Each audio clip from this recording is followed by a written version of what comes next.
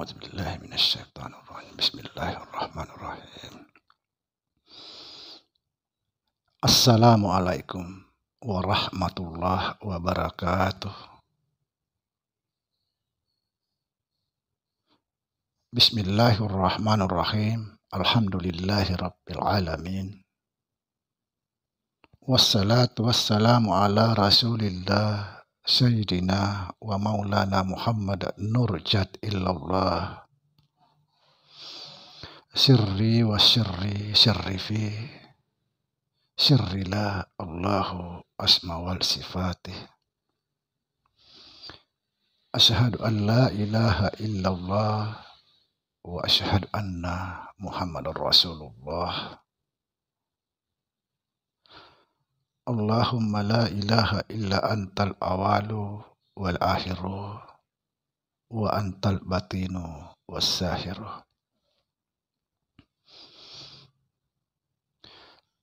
Saudara-saudara yang saya cintai dimanapun berada, semoga senantiasa dalam bimbingan Allah Subhanahu wa Ta'ala,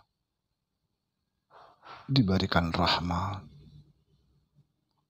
kesehatan jasmani dan rohani, serta rahmat ilmu, yaitu ilmu-ilmu yang bermanfaat dunia dan akhirat, dan rahmat rezeki, rahmat dipanjangkan umur oleh Allah Subhanahu wa Ta'ala. Amin. Amin ya rabbal alamin. Saudara, pada kesempatan kali ini kita akan membahas tentang resiko mengenal Allah Subhanahu wa Ta'ala. Mungkin ada yang bingung, apa resikonya? Resiko mengenal Allah Subhanahu wa Ta'ala karena kita harus mengorbankan diri.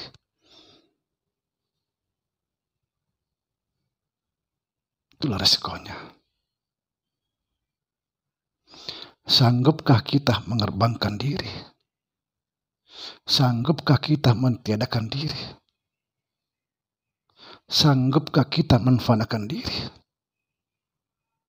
Sanggupkah kita keluar dari diri kita sendiri? Kalau tidak akan mungkin bisa mengenal Allah Subhanahu wa Ta'ala.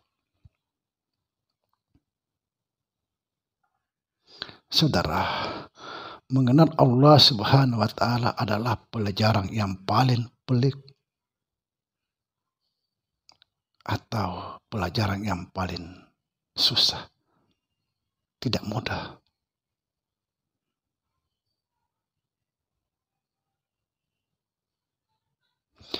Sekalipun demikian, tapi kita harus wajib untuk mengenal Allah yang Maha Pencipta.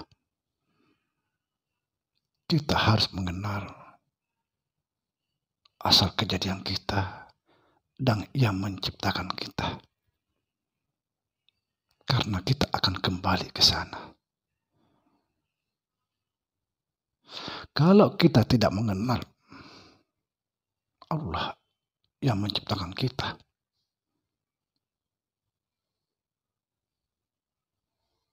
kita tidak akan mampu mengenal di yaumul qiyamah. Artinya kalau kita tidak mengenal Allah di dunia, maka kita tidak akan mengenal Allah di akhirat. Mana mungkin kita bisa kembali kepada Allah Subhanahu wa Ta'ala apabila kita tidak mengenal Allah. Tidak mengenal asal tujuan.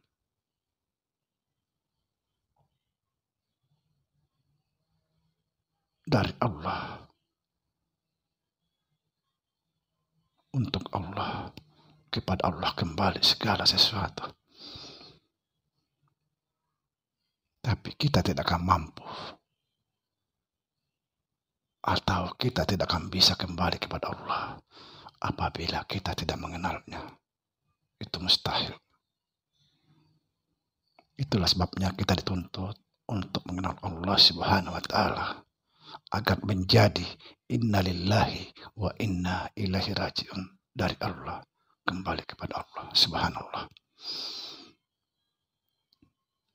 Saudara,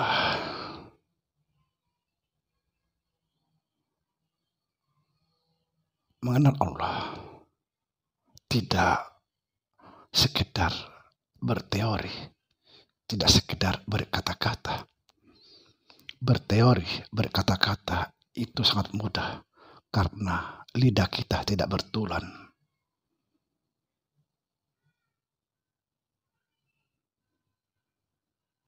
Mengenal Allah, kita juga harus mengenal orang-orang yang ada di sekeliling kita.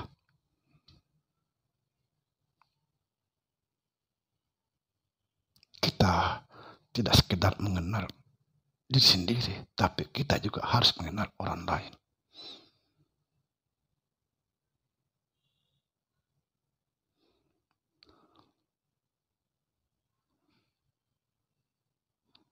Mengenal Allah Subhanahu wa Ta'ala, harus mengenal diri terlebih dahulu, kemudian mengenal orang lain. Itu modal utama. Kita mengenal Allah tapi tidak mengenal orang lain, itu namanya tidak mengenal Allah.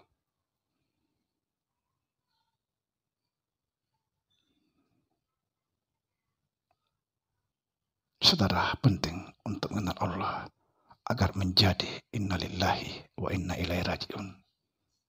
Kita dari Allah akan kembali kepada Allah. Tapi mana mungkin kita bisa kembali kepada Allah apabila kita tidak mengenal Allah.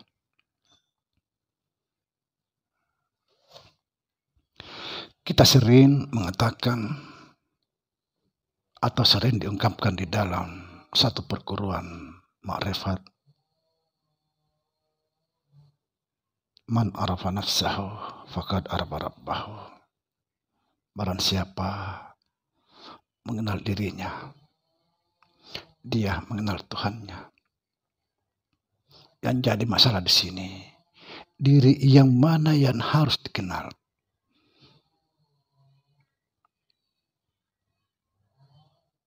Saudara, yang menjadi diri kita ini adalah sifat Allah.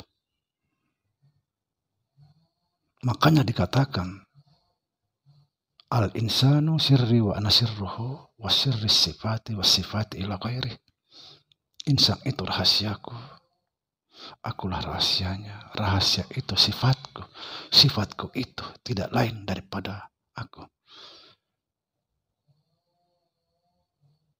Sifat itu tidak lain daripada Allah. Makanya dikatakan barang siapa mengenal dirinya, dia mengenal Tuhannya. Kalau kita sudah memahami bahwa diri kita itulah sifat atau sifat itulah adalah diri kita.